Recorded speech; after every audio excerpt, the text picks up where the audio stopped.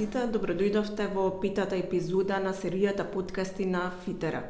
Денеска ни гостува една успешна стартап компанија која со поддршка на Фитера успева да ја реализира својата бизнис идеја. Гостин ни е Миле Шушевски од компанијата Drilltech Системи. Добро дојдовте, Миле. Добро дојдов. Вие со вашата компанија Drilltech Системи фактички аплицирате како проектен тим на повикот Стартапувај 3 на Фондот за иновации, меѓутоа со наша поддршка успевате да основате сопствена компанија и да ја реализирате својата бизнис идеја. Да, токму така. Може накратко да ни објасните која беше вашата бизнис идеја и како започнавте вие со реализација на вашиот проект? Нашиот проект беше да реши еден проблем кој што е горчлив проблем не само тука, туку и на глобално ниво, тоа се урбаните подземни инсталации. Бидејќи сите инсталации во урбана средина се најчесто под земја и начинот на кој се местат тие се офаќа метода на ископ, што значи демолирање, кршење, блокирање на сообраќај, социјално-економски и други негативни елементи кои што практично се неприфатливи. Постојат алтернативни методи, тоа се со хоризонтално бушење, но се уште не се техничко-економски доминантни.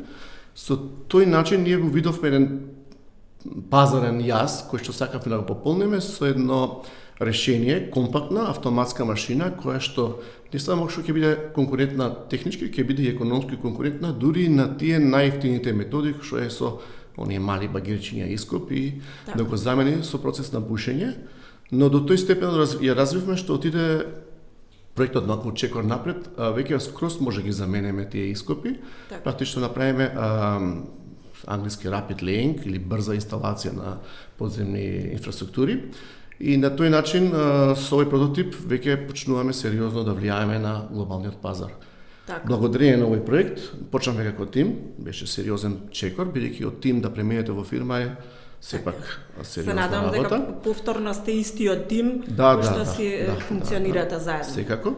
Тимот е дел од сениори, дел од јуниори експерти, но не е едноставно кога ќе преминете од проект во компанија, тоа не е мал чекор, бидејќи бара одржливост и не е само да се подпрете на вашиот потпора, туку треба да видите да имате излезни големини.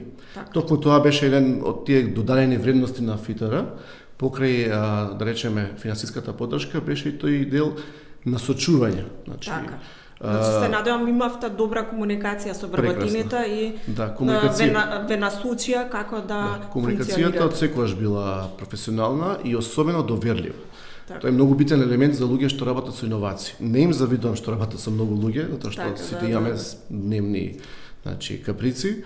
Некогаш имавме конфликти, некогаш имавме рама за плачење, но можам да истакнам дека секогаш беше професионална, доследна, прецизна и доверлива. Тоа многу ми се допадна од старт.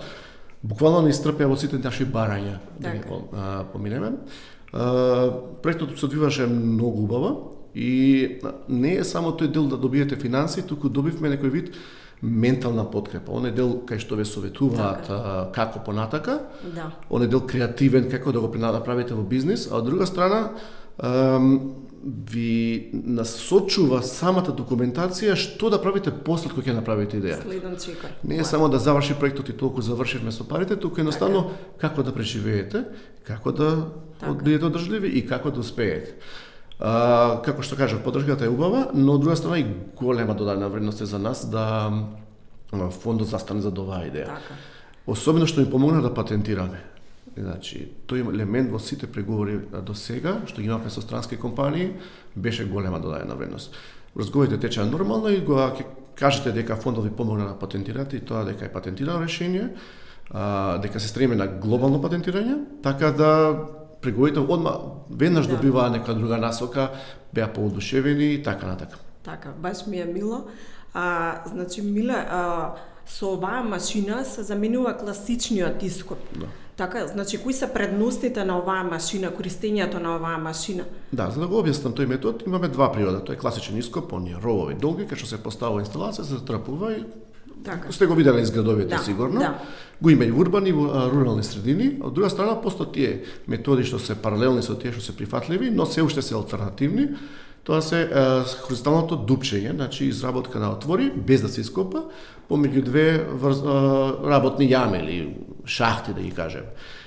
Норматив е тука во Македонија да биде од 30 до 50 метри помеѓу две шахти.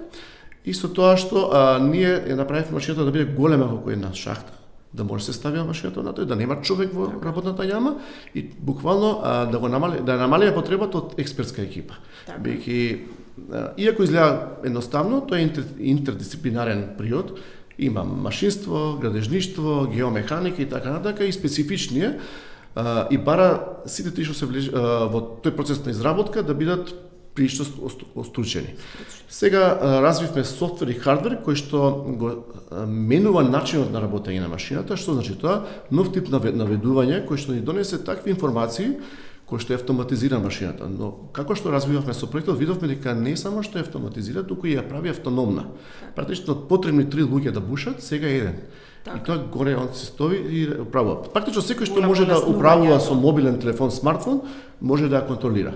Па воведовме сега воведуваме тие елементи на изменета реалност со визири, па понатака имаме алгоритмот се развива, значи имаме основа и за машинско учење, machine learning, така да машината веќе доби друга димензија. Практично станува концепт кај што рапидно, многу брзо ги поставува инсталациите и дури во споредба со овие мали багери што работат со голем број на луѓе што искупуваат, целосно ги заменува.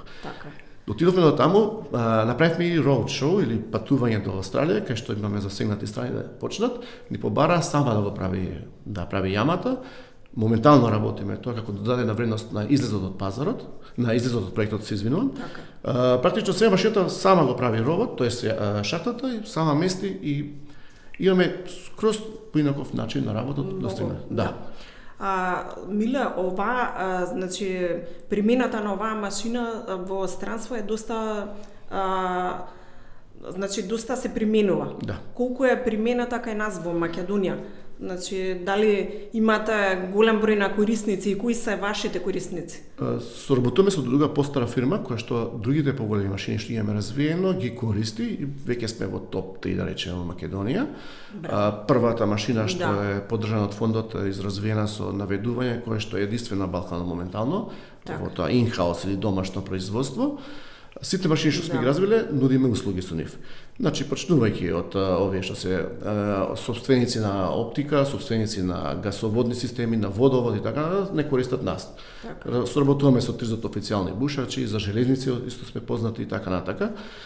Практично ги нудиме сите тие нормативи од Европа тука да дојдат со тоа бушење. Значи не само да се избуши, туку целата таа. Тоа е инфраструктурен објект кој што треба да трае најмалку 100 години. Не е само да заврши да се направи.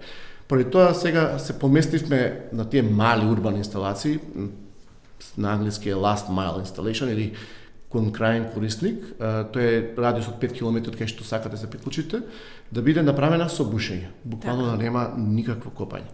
Тоа е нашата ултимативна цел и додека правевме roadshow, тоест шетање низ засегнатите страни кои што низ Европа и низ Австралија, видовме дека не е само тука проблемот со подземни инсталации и со подземно постоечки и нови, туку е глобален проблем. Токму се доврзавме на сите тие наши идеи да бидат скроени според нивните потреби. Што значи тоа? Тоа што го бараат да го добијат и за истата цена на чинење на најевтиниот метод да бидеме исто ние применливи. Практично, буквално додека местат оптика, например, до вашиот дом, да не осетите никакво кршење на асфалт, на патеки, на паркинзи и така натака.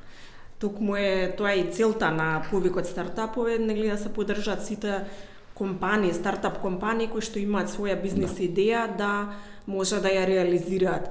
Миле, дали имате некои идни планови, дали планирате да аплицирате повторно во фондот? Да, планиравме, но почекавме додека тие правилникот на ФИТР што додека трае проект не смееме да аплицираме за друг.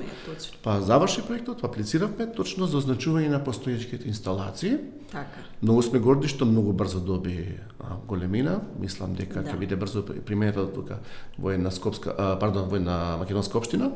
Така да проектот се развива, ги означуваме инсталациите што веќе постојат на поедноставен и поефикасен и поекономичен момент. И буквално се на типот на open source, значи секој може да ги користи.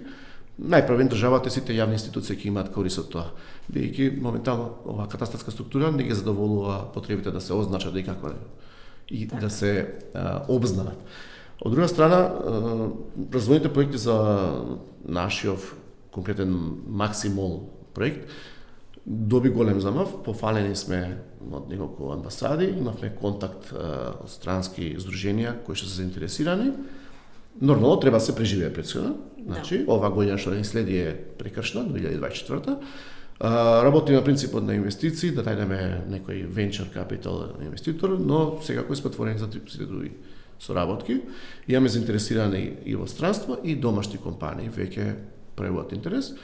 Ние сме во фаза на прототип, нормално треба да донесеме до ниво, тоа беше целта на проектот, да докажеме дека функционира и сега преминуваме во делот на производ и соодветно на тоа ќе го изработиме нашиот бизнис модел како ќе се однесуваме со сите наши корисници или засегнати страни. Одлично. Се надевам дека вашиот бизнис проект ќе представува мотивација за многу други претприемачи да започнат со реализација на своите проекти. Мило, ти благодарам што гостуваше во петата епизода на Фитера подкастот. Ви посакувам многу успех со вашиот проект и се надевам дека повторно ќе се видиме тука во фондот. Благодарам. Благодарам и на вас што бевте дел од епизодата 5 на Фитера подкастот. Се гледаме на 6-тиот подкаст каде што ќе ни гостува ДР Веб компанијата и сопственикот Гентијан Елмази. Пријатно!